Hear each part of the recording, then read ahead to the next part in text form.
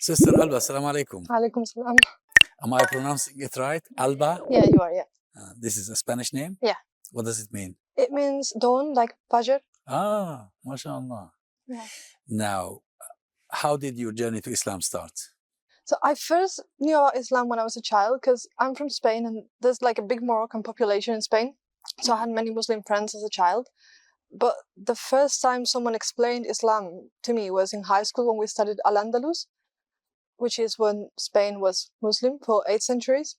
And that's when I started to become interested in Islam, because they were saying how there was this big advance and development of technology and science in Europe thanks to the Arabs getting to Spain. So I was always interested, but I never actually found a copy of the Quran in Spanish. So it wasn't until I found one in English that I started reading it. And There is no Spanish translation? there is, but it's no good ones. Ah. I asked my Moroccan friend and she told me she didn't like any of them because she could speak Spanish. Hmm. So I found a good one in English, and then I started reading about Islam and the Quran, and it felt like home when I was reading it. So Your English is quite good. I mean, did you learn English when you were in Spain? yes, So you started reading the Quran. yeah. And And it was like all the ideas I already had were put in a book, but like more developed, more beautifully written. And yeah, I started thinking about it more seriously. And then all of a sudden I realized the choice was already made. So I just converted to Islam. very easy. Actually, yeah, I was already quite close because I knew about Islam because of my Moroccan friends. Oh, they were talking to you about it? Sometimes, yeah. Not very often. Like, we didn't speak about religion very often, but when we talked about it, yeah. And that conversion happened in Spain itself? No, it happened here in July. Oh, very recently. Yeah, So in this mosque. actually, your interest in Islam started when you were in Spain, but Yeah. then it continued here. Yeah, it continued growing. Ah. And what did you come to this country for? Education? First for work, and then I started my education as well. Now, what was the response of your family? To Islam? Yes. I mean, having embraced Islam. Embracing Islam is not just an embrace of an idea. It's the whole way of life. Yeah. I mean, look at you now. Yeah.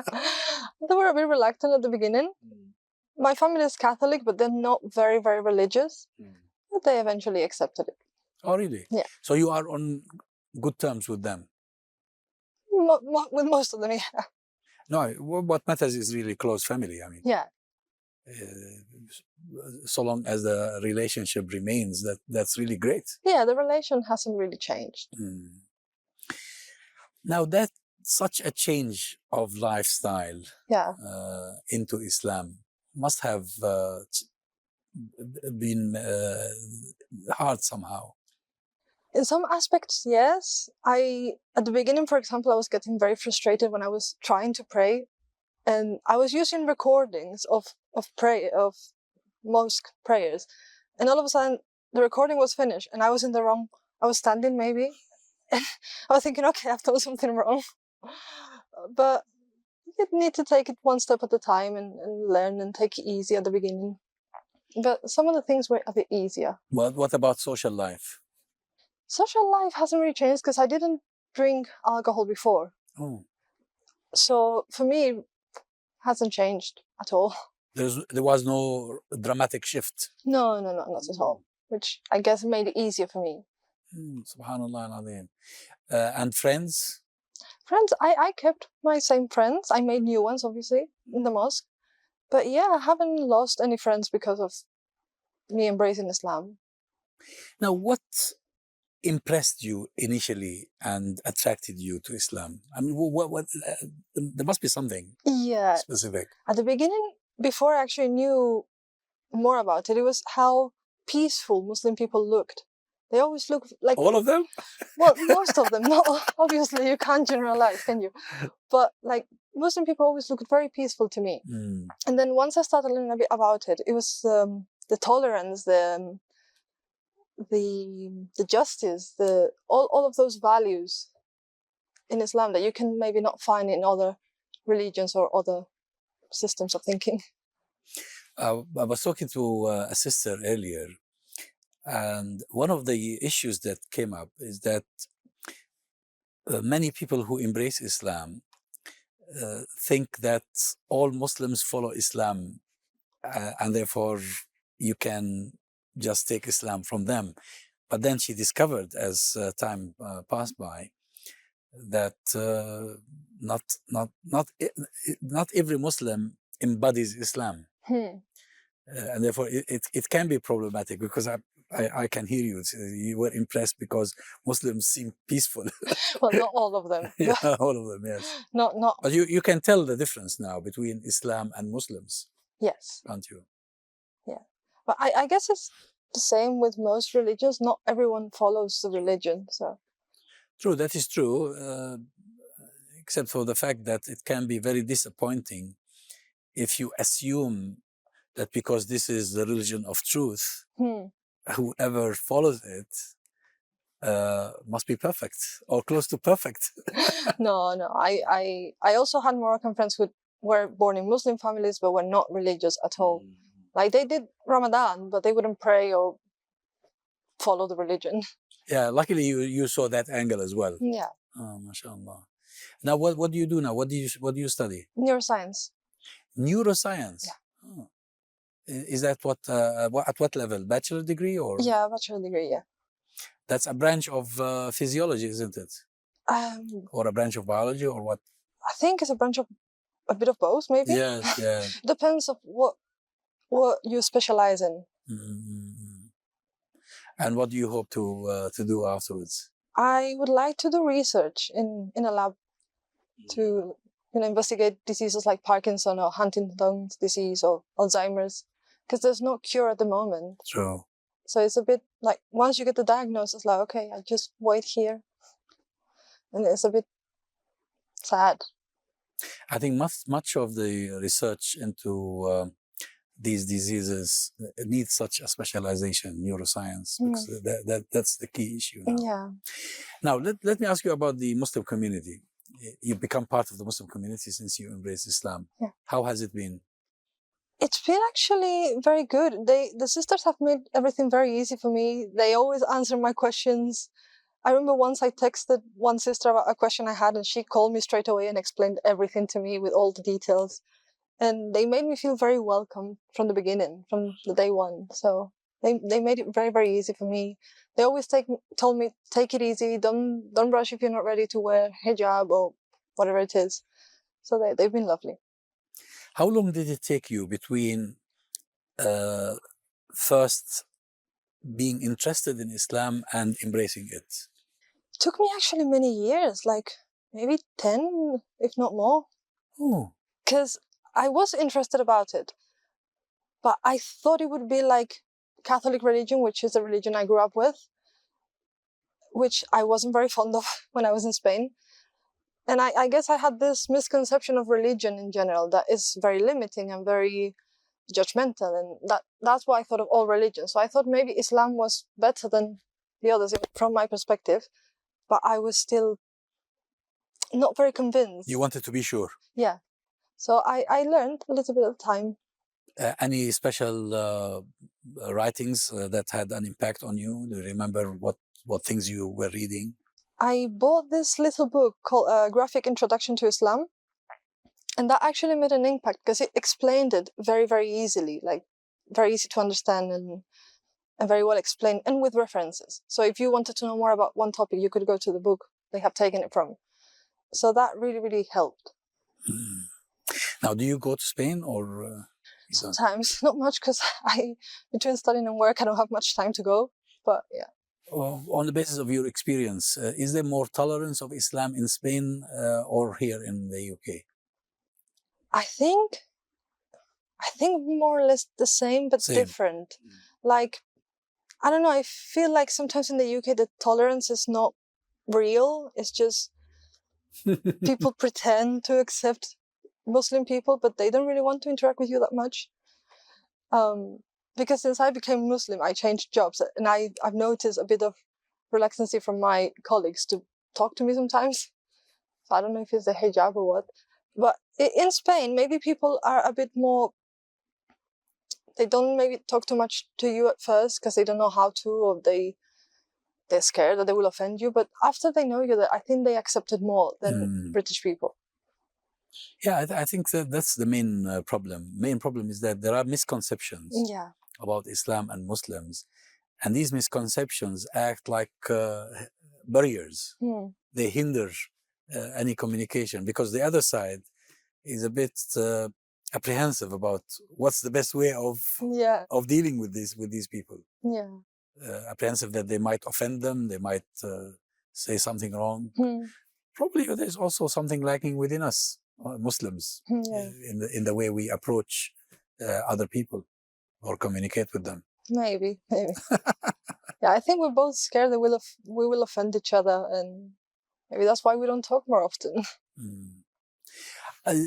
Within the converts community, are you noticing that this community is growing? Yeah, I've seen especially videos of people who've converted elsewhere, but also I told my Arabic teacher I converted to Islam, and he told me 2 other students he's teaching Arabic too, they also converted to Islam in 2 different countries. And I've seen new sisters at the mosque too on Friday, so that's nice.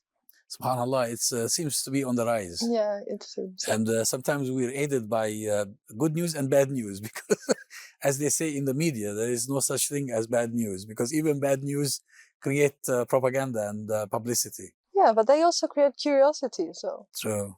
Inshallah, that will help.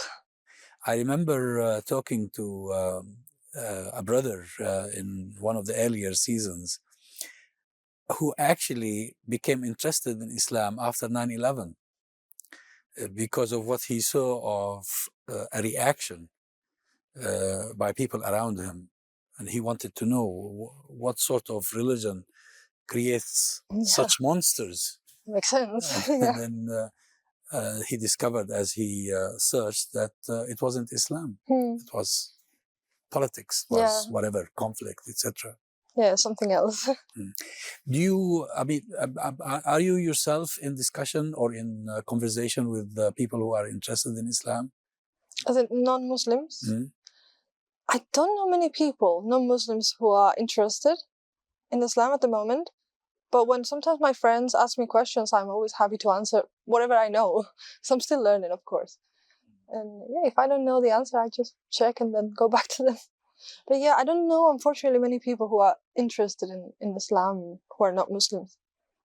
You say you're studying Arabic here? Yeah, well, online. Oh, online. I have an online teacher. And how well are you doing? I stopped it now for a moment because I have exams coming. But thanks to that, I can actually read Quran. When I want to learn a new surah, I can read it. And you can read now. You can read, mashallah. So that helps a lot. But so the best way to learn a language is actually to live it. You need to spend some time. Perhaps in the future, you need to spend some time in one of the Arab countries. Inshallah, I would love it. Now, you grew up in Spain. You went to school in Spain.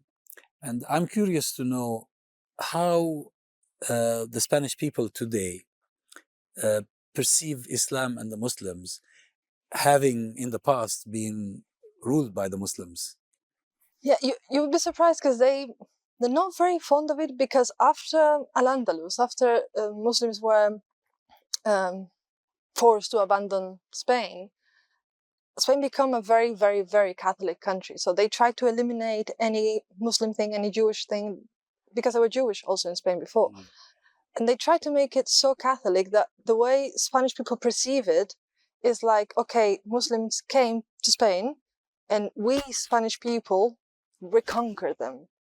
So they don't see the mixture that happened there. It was 8th century, so obviously those Muslim people there were no longer foreigners. They were from that area, many generations, right? But yeah, so I think that altered a little bit the way Spanish people see Muslims. Alhamdulillah, now gradually is the vision they have is improving. Like when I was a child, there was a lot of misconceptions. There was a lot of thinking they were very fanatic or very serious, or like many misconceptions about hijab too. I heard many people say, no, Muslim men force their women to wear hijab. And many people still think this, unfortunately.